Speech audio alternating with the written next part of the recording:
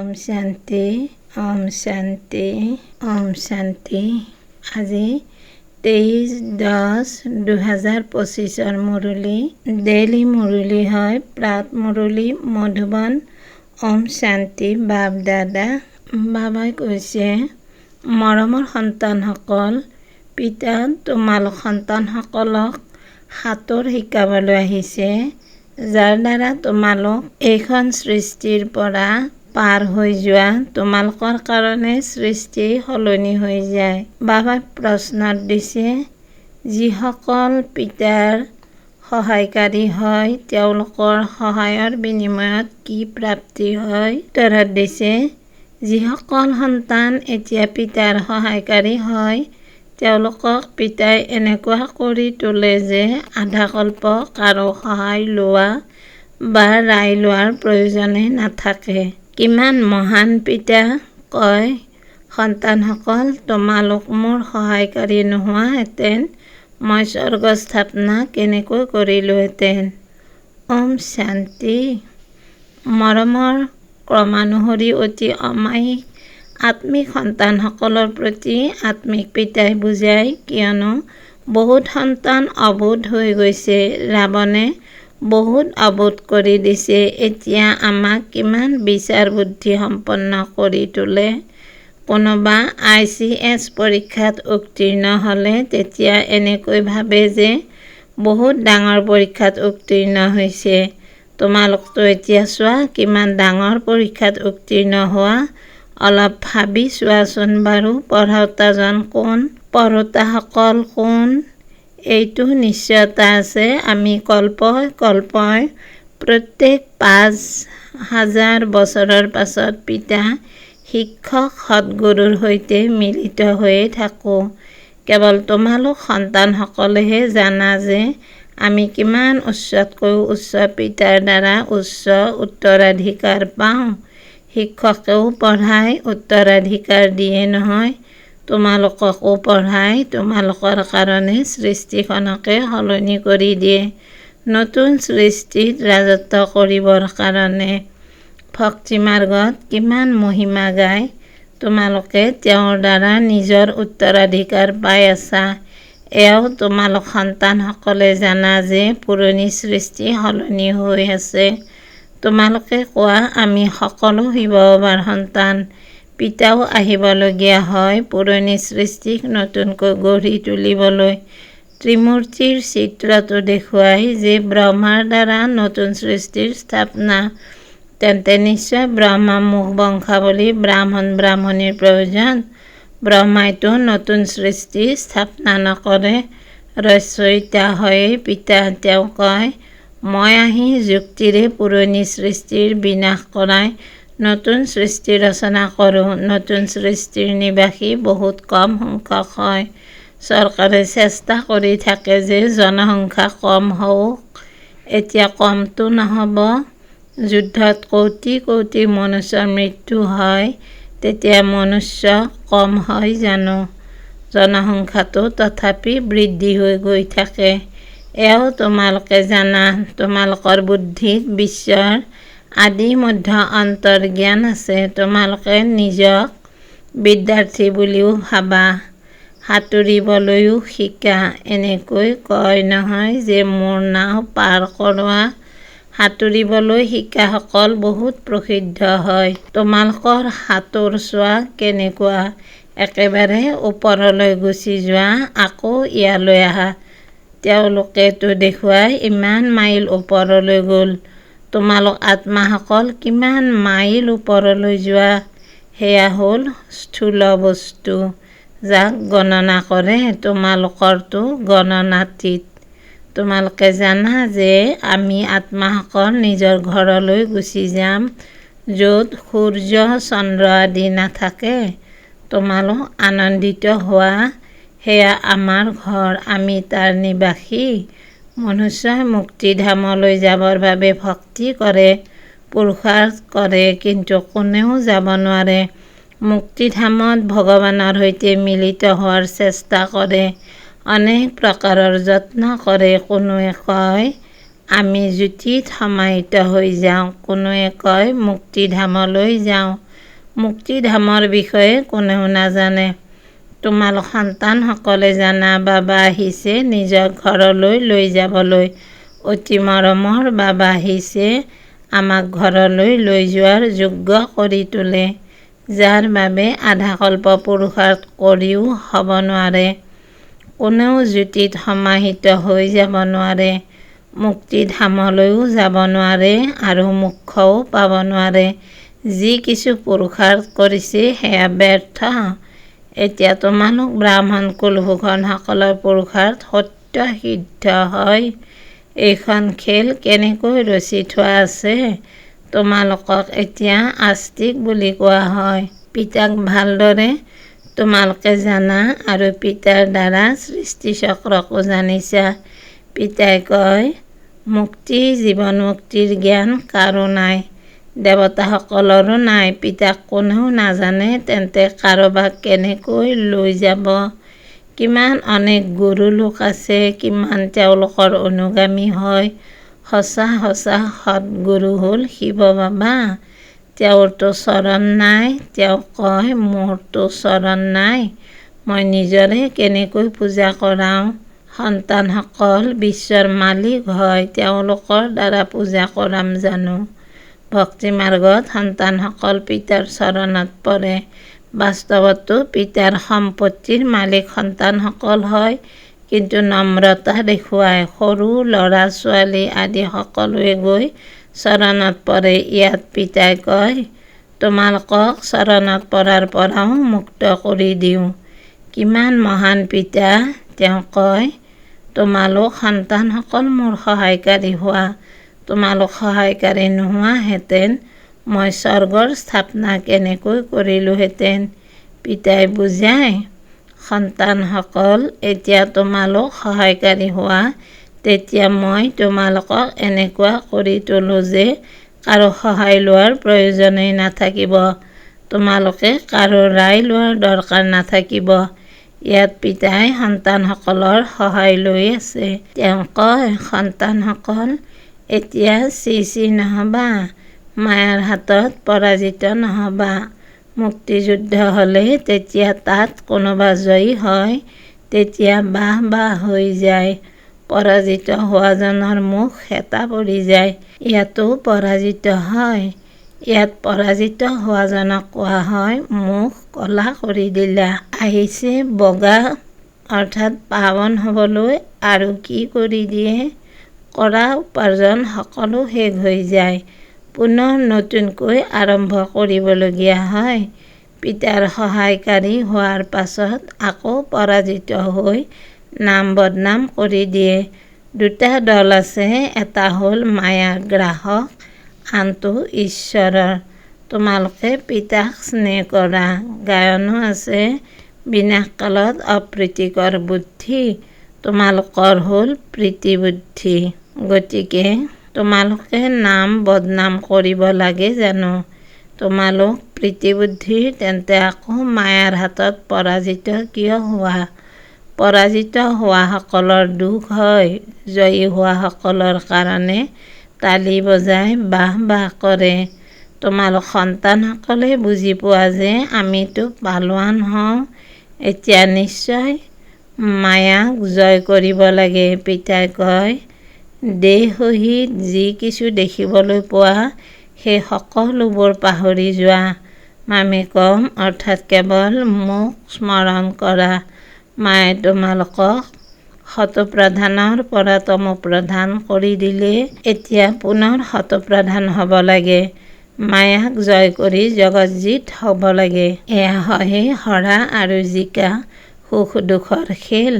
ৰাৱণ ৰাজ্যত পৰাজিত হয়। এতিয়া পিতাই পুনৰ অতি মূল্যৱান কৰি তোলে। বাবাই বুজাইছে, একমাত্ৰ শিৱ বাবাৰ জয়ন্তীয়ে অতি মূল্যৱান। তোমালোক সন্তানসকল এতিয়া এনেকুৱা লক্ষ্মীনাৰায়ণ হ'ব লাগে। তাত ঘৰে ঘৰে দীপমালা থাকে, সকলোৰে জ্যোতি জ্বলি থাকে। মূল শক্তিৰ উৎসৰ পৰা জ্যোতি জ্বলে। পিতাই কিমান সহজ ৰীতিৰে বুজায়। পিতাৰ বাহিৰে আন কোনে অতি মৰমৰ কল্পৰ পাছত পুনৰাই লগ পোৱা সন্তান বুলি ক'ব? আত্মিক পিতাই হে কয়, হে মোৰ অতি মৰমৰ সন্তানসকল, তোমালোকে আদাকল্পৰ পৰা ভক্তি কৰি আহিছা, এজনো উভতি যাব নোৱাৰে। পিতাহে আহি সকলোকে লৈ যায়। তোমালোকে সংগম যুগৰ ওপৰত ভালদৰে বুজাব পাৰা। পিতা আহি কেনেকৈ সকলো আত্মাক লৈ যায়। সৃষ্টিত এই বৃহৎ নাটকৰ বিষয়ে কোনেও নাজানে। এইখন বৃহদৰ নাটক, এয়াও তোমালোকে বুজি পোৱা, অন্য কোনেও ক'ব নোৱাৰে। যদি কয় বৃহদৰ ড্ৰামা, তেন্তে আকৌ ড্ৰামাৰ বৰ্ণনা কেনেকৈ কৰিব? ইয়াত তোমালোকে 84 চক্ৰক জানা। তোমালোক সন্তানসকলে জানিছা, তোমালোকেহে স্মৰণ কৰিব লাগে। পিতাই কিমান সহজকৈ শুনায়। ভক্তিমাৰ্গত তোমালোকে কিমান হাবাথুৰি খোৱা, তোমালোক কিমান দূৰলৈ স্নান কৰিব যোৱা। এটা হ্ৰদ আছে, এনেকৈ কয় যে তাত ডুব মাৰিলে পৰি হৈ যায়। এতিয়া তোমালোকে জ্ঞানসাগৰত ডুব মাৰি ৰাজকুমাৰ হৈ যোৱা। কোনোবাই চৌখিন সাজপাৰ পৰিধান কৰিলে কয়, এওঁতো পৰি হৈ গৈছে। এতিয়া তোমালোকো ৰত্ন হোৱা, বাকী মনুষ্যৰ উৰিবলৈ পাখি আদি থাকিব নোৱাৰে। এনেকৈ উৰিব নোৱাৰে, উৰোতা হয় আত্মা। আত্মা যাক ৰকেট বুলিও কোৱা হয়। আত্মা কিমান সূক্ষ্ম। যেতিয়া সকলো আত্মা যাব, তেতিয়া হয়তো তোমালোক সন্তানসকলৰ সাক্ষাৎকাৰো হ'ব। বুদ্ধিৰে বুজিব পাৰা, তোমালোকে ইয়াত বৰ্ণনা কৰিব পাৰা। হয়তো যেনেকৈ বীণাক দেখা পোৱা যায়, তেনেকৈ আত্মাসকলৰ জুমু দেখা পাব পাৰি যে কেনেকৈ যায়। হনুমান, গণেশ আদিতো নাই, কিন্তু তেওঁলোকৰ ভাৱনা অনুসাৰে সাক্ষাৎকাৰ হৈ যায়। বাবাতো হয়েই বিন্দু, তেওঁৰ কি বৰ্ণনা কৰিব? কয়ো যে সূক্ষ্ম তৰা, যাক এই দুচকুৰে দেখা পাব নোৱাৰি। শৰীৰ কিমান ডাঙৰ, যাৰ দ্বাৰা কৰ্ম কৰিব লাগে। আত্মা কিমান সূক্ষ্ম, তাত 84 চক্ৰ নিহিত হৈ আছে। এজনো মনুষ্য নোলাব যাৰ বুদ্ধিত আছে যে আমি 84 জন্ম কেনেকৈ লওঁ, আত্মাত কেনেকৈ ভূমিকা নিহিত হৈ আছে। আশ্চৰ্যজনক কথা, আত্মাইহে শৰীৰ লৈ ভূমিকা পালন কৰে। সেয়া হ'ল হ্ৰদৰ নাটক, এয়া হ'ল বৃহদৰ। বৃহদৰ পিতা স্বয়ং আহি নিজৰ পৰিচয় দিয়ে। যিসকল ভাল সেৱাৰ যোগ্য সন্তান আছে, তেওঁলোকে বিচাৰসাগৰ মন্থন কৰি থাকে। কাক কেনেকৈ বুজাম? কিমান তোমালোকে এজন এজনৰ লগত মগজ খটুৱা, তথাপি কয়, বাবা আমি বুজিয়েই নাপাওঁ। কোনোবাই নপঢ়িলে তেতিয়া কোৱা হয়, এওঁতো পাথৰ বুদ্ধিৰ। তোমালোকে দেখিবলৈ পোৱা, ইয়াতো কোনোবা 7 দিনতে বহুত আনন্দেৰে আহি কয়, বাবাৰ ওচৰলৈ যাওঁ। কোনোৱেতো একোৱেই বুজি নাপায়। মনুষ্যইতো কেৱল কৈ দিয়ে, পাথৰ বুদ্ধিৰ, পাৰস বুদ্ধি, কিন্তু অৰ্থ নাজানে। আত্মা পবিত্ৰ হ'লে পাৰসনাথ হৈ যায়। পাৰসনাথৰ মন্দিৰো আছে।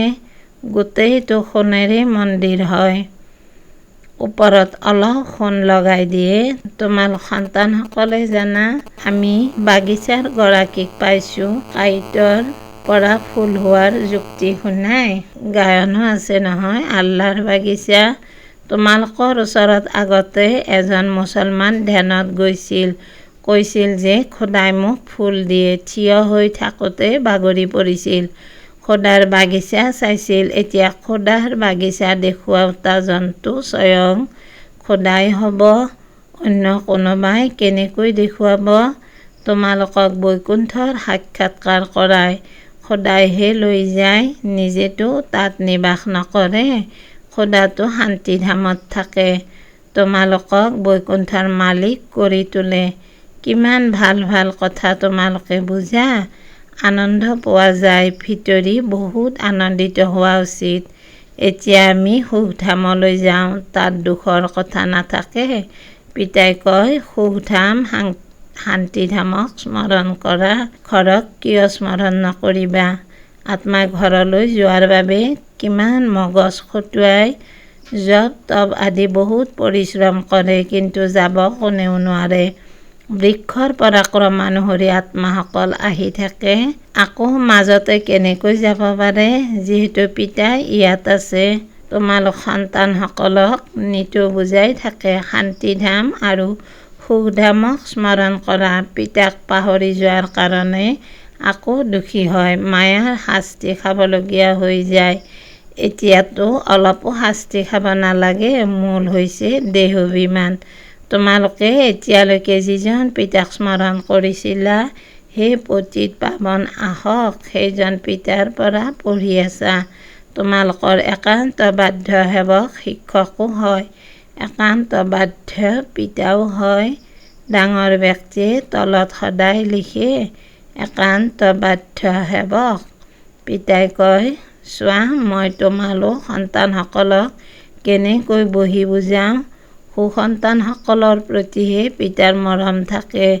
যিসকল কুসন্তান অৰ্থাৎ পিতাৰ হৈ পুনৰ বিশ্বাসঘাতক হৈ যায়, বিকাৰগ্ৰস্ত হৈ যায়, তেন্তে পিতাই ক'ব, এনেকুৱা সন্তান নজন্মিলেই ভাল আছিল।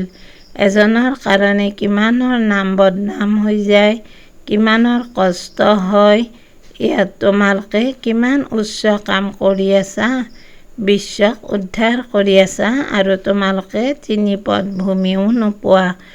তোমালোক সন্তানসকলে কাকো ঘৰ সংসাৰৰ পৰাতো আঁতৰাই নিদিয়া। তোমালোকেতো ৰজাসকলকো কোৱা, আপোনালোক পূজ্য দ্বৈত মুকুটধাৰী আছিল, এতিয়া পূজাৰী হৈ গৈছে। এতিয়া পিতাই পুনৰ পূজ্য কৰি তোলে, তেন্তে হ'ব লাগে নহয়। অলপ সময় আছে, আমি ইয়াত কাৰোবাৰ পৰা লাখ লৈ কি কৰিম?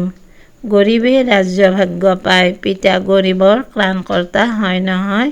তোমালোকে অৰ্থসহিত বুজি পোৱা যে পিতাক গৰীবৰ ত্ৰাণকৰ্তা বুলি কিয় কোৱা হয়। ভাৰতো কিমান গৰীব, তাৰ ভিতৰতো মাতাসকল গৰীব। যিসকল চহকী, তেওঁলোকে এই জ্ঞান ধাৰণ কৰিব নোৱাৰে। গৰীব অবলাসকল কিমান আহে, তেওঁলোকৰ ওপৰত অত্যাচাৰ হয়। পিতাই কয়, মাতাসকলক আগবঢ়াই দিব লাগে। প্ৰভাত ফেৰীটো আগত মাতাসকল থাকিব লাগে। তোমালোকৰ বেজো অতি উত্তম। এই আলোক সন্মিলিত ট্ৰান্সলাইটৰ চিত্ৰও তোমালোকৰ আগত থাকিব লাগে। সকলোকে শুনোৱা যে সৃষ্টি সলনি হৈ আছে। পিতাৰ পৰা কল্পপূৰ্বৰ দৰে উত্তৰাধিকাৰ পাই আছোঁ। সন্তানসকলে বিচাৰ সাগৰ মন্থন কৰিব লাগে, কেনেকৈ সেৱা ফলপ্ৰসূ কৰিব পাৰি। সময়টো লাগে নহয়। ভাল বাৰু। অতি মৰমৰ কল্পৰ পাছত পুনৰাই মিলিত হোৱা সন্তানসকলৰ প্ৰতি মাতা পিতা বাপ দাদাৰ স্নেহপূৰ্ণ স্মৰণ আৰু সুপ্ৰভাত। আত্মিক পিতাৰ আত্মিক সন্তানসকলক নমস্কাৰ। আমি আত্মিক সন্তানসকলেও আমাৰ আত্মাৰ মা বাবা বাপ দাদাক স্নেহপূৰ্ণ স্মৰণ, সুপ্ৰভাত, নমস্কাৰ, নমস্কাৰ, নমস্কাৰ। ধন্যবাদ বাবা, ধন্যবাদ। ধাৰণাৰ বাবে মুখ্য সাৰ।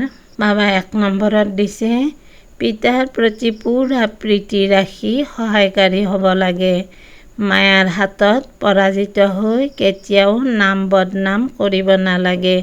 পুৰুষাৰ্থ কৰি দেহসহিত যি কিছু দেখিবলৈ পোৱা যায়, সেয়া পাহৰি যাব লাগে।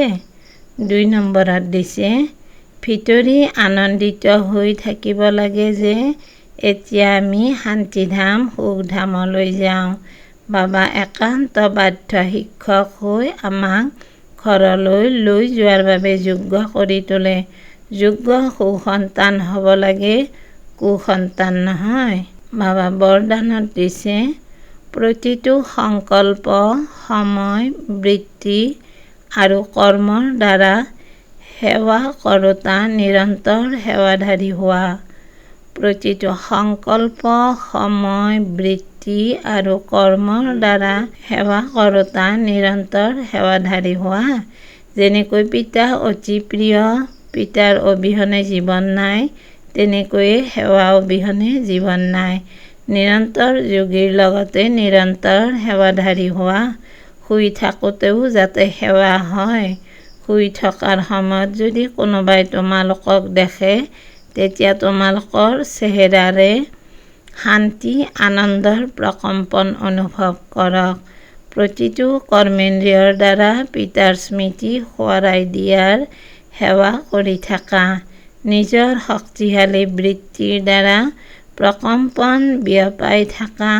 কৰ্মৰ দ্বাৰা কৰ্মযোগী হোৱাৰ বৰদান দি থাকা। প্ৰতিটো খোজত পদমৰ উপাৰ্জন জমা কৰি থাকা। তেতিয়া নিৰন্তৰ সেৱাধাৰী অৰ্থাৎ সেৱাৰ যোগ্য বুলি কোৱা হ'ব। বাবাই শ্লোগানত দিছে, নিজৰ আত্মিক ব্যক্তিত্ব স্মৃতিত ৰাখা, তেতিয়া মায়াজীত হৈ যাবা। নিজৰ আত্মিক ব্যক্তিত্ব স্মৃতিত ৰাখা, তেতিয়া মায়াজীত হৈ যাবা। ওম শান্তি, ওম শান্তি। অব্যক্ত সংকেত, নিজৰ আৰু সকলোৰে প্ৰতি মনেৰে যোগৰ শক্তি প্ৰয়োগ কৰা। যেনেকৈ বাণীৰ অভ্যাস কৰি কৰি বাণীৰ শক্তিশালী হৈ গৈছা, তেনেকৈ শান্তিৰ শক্তিৰো অভ্যাসী হৈ যোৱা। আগলৈ গৈ বাণী বা স্থূল সাধনাৰ দ্বাৰা সেৱাৰ সময় নাপাবা। এনেকুৱা সময়ত শান্তিৰ শক্তিৰ সাধনৰ আৱশ্যক হ'ব, কিয়নো যিমান মহান শক্তিশালী হয়, তেওঁ অতি সূক্ষ্ম হয়। গতিকে বাণীতকৈ শুদ্ধ সংকল্প সূক্ষ্ম হয়, সেইকাৰণে সূক্ষ্মৰ প্ৰভাৱ শক্তিশালী হ'ব। ধন্যবাদ বাবা, ধন্যবাদ। ওম শান্তি, ওম শান্তি, ওম শান্তি।